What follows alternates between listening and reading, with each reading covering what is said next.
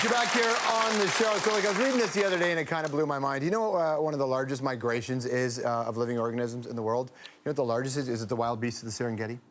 Is it the musk ox of the Arctic? Is it the hoser looking for a coffee in the morning at some restaurant named after a hockey player? Is it that?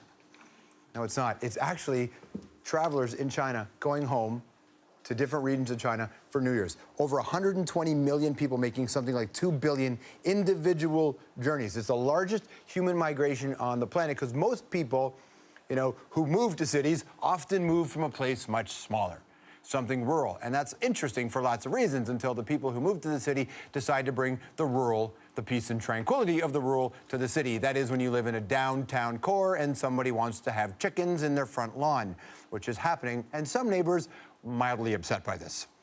Everybody knows that chickens or roosters in the morning can be tough. Roosters can be jackasses, to be honest with you. They sure can. But I want to explore it.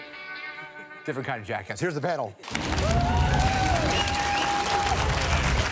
Howell is here, everybody. How are you, buddy? I'm fine, thank you. Nice to see you. Welcome to the show. Thank you.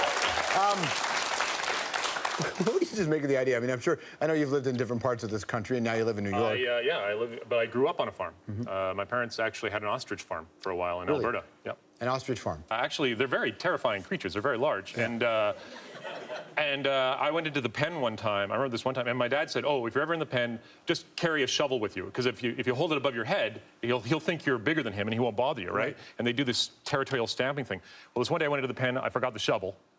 And I get in there, and this ostrich just comes up, and he just starts stammering like this. So the only other thing you can do is lower your head to show that he's the dominant male in the room, right? And that's how you lost your virginity? And that's so exactly, strange. Yeah, he just went to town on me right there. So, you know, as far as I'm concerned, yeah, no ostriches. Zabrina? I don't know, man. I think chickens should stay in the farm, and then kids in the suburbs, and then drug dealers and drug addicts should stay in the city. That's it. That's end of story. We didn't lie. Hell no. That's right. Separate it. Am I the only one who's having a lot of trouble moving on from the huge Chinese migration I just learned about? Yeah.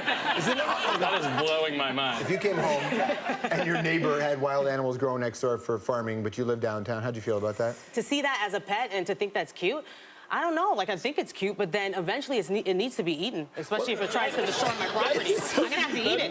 What's the city supposed to do here? License like cats and dogs? Is that what's supposed to happen here?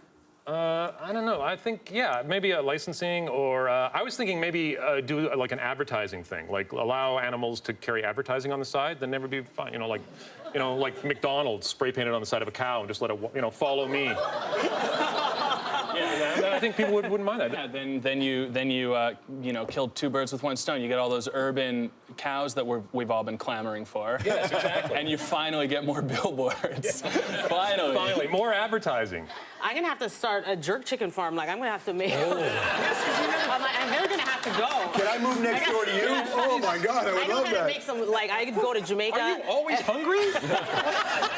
I like good food. I don't care. Good food. There's a certain level of openness that's happening with the minds of the people on the panel today. I want to find out what animals should just simply not be allowed. We'll do that next.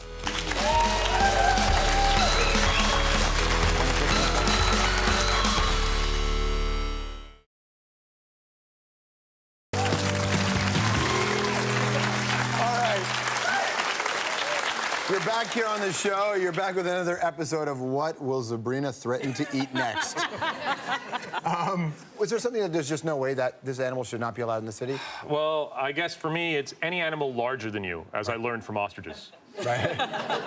Nothing bigger than you. If you have to be able to fall on it and hold it down if it's yours. Right.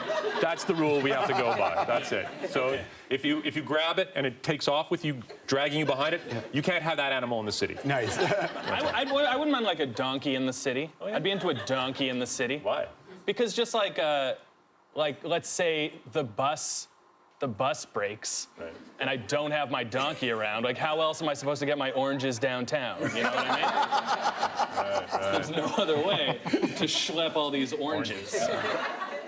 No, I think like just a lot of the people seem to have this weird personal vendetta against pot-bellied pig owners. Like, they think it's an obnoxious thing to do. Like, the majority of the YouTube or like newspaper like comments that I read are like from people who are saying, no, don't do that, man. Like, get a dog, you freak. Yeah. And it just feels like it's the same sort of attack that I see against maybe just like hipsters on the street, where people just get so mad when they see a guy wearing a wide-brimmed hat because they're like, hey, I wouldn't wear that. Take that off. Yeah, but it's like the guys, you know, you say that, but it's like the guys who have ferrets, right? And it's like, you know, they've made a choice. They've made it, you know, you can choose to have a ferret or have a girlfriend. You know, those are your choices. All right. Over to hand for the panel, everybody. Zabrina Chevannes, by the way, on Twitter, @Zabrina75. Albert Howell, you can hear and see his fine work on Late Night with Jimmy Fallon, which I believe is an American TV show. So congratulations on that. Mark Little, of course, Mr. D on CBC. He's also going on Jared D's comedy tour. Stop in Brockville, Ontario, October the 25th. By the way, yes. Can I plug something? I'm sure so can. sorry. Yeah. It's in every video store you can find on Netflix. Babe 2, Pig in the City. It's an easy 5. We'll see you later, everybody.